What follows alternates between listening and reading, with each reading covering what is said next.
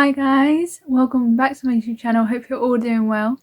So today I thought I would talk to you guys about finding your voice, and specifically finding your voice for God. Whether you're a young person or an old person, it doesn't matter how old you are, this message is still for you.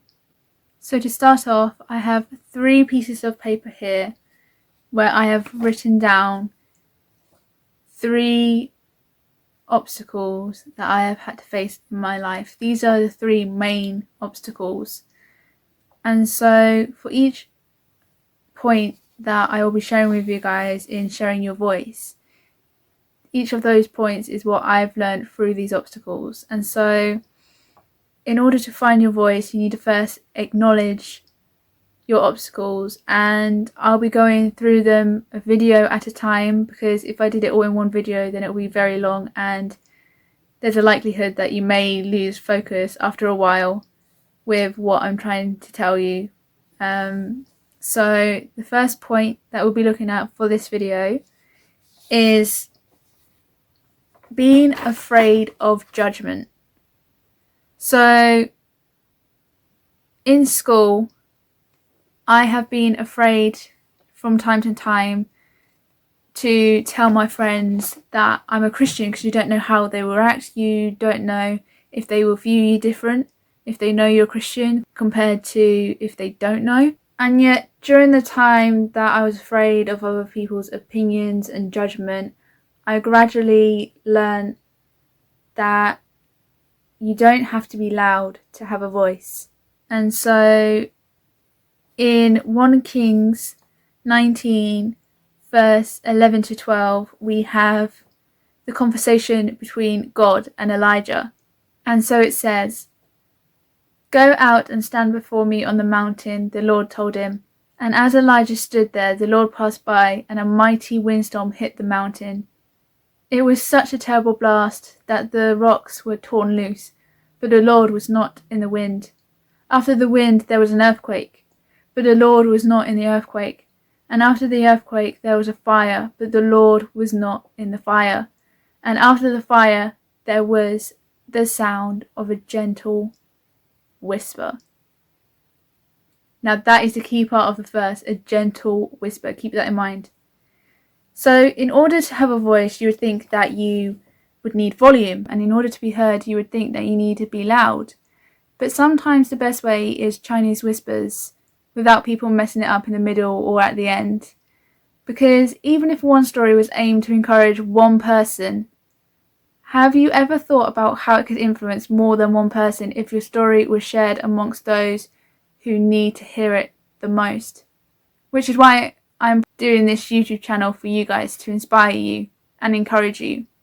The Christian film I'm Not Ashamed is based on the true story of Rachel Joy Scott, and it shows some of the struggles that she went through being a Christian at school. I have done a video on how Rachel Joy Scott is one of my inspirations, so go check that out, as the link will be in the description box below.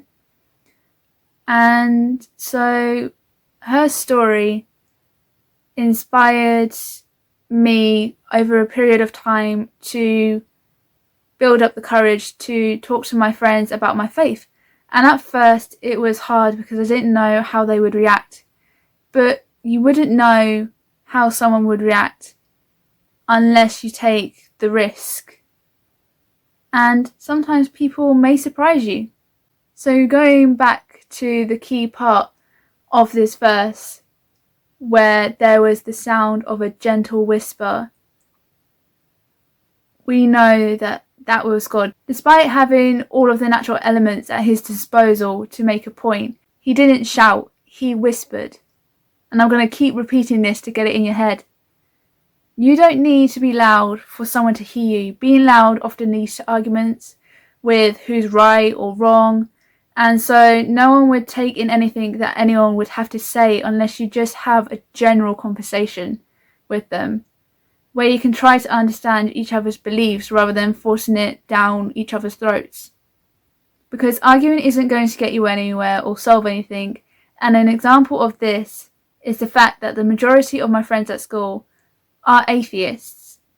and yet we have never argued about our different beliefs. But if they want to ask something about my faith to understand it better, then I would simply talk to them as if it was a general conversation, which we normally have.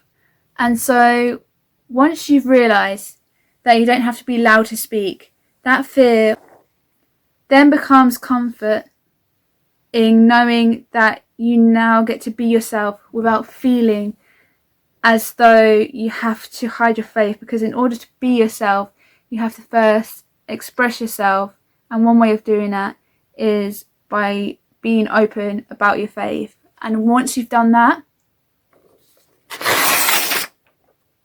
that fear of being judged just goes away. And this is one of the things that will then help you from being afraid of being judged to then learning to accept yourself and to be more like you.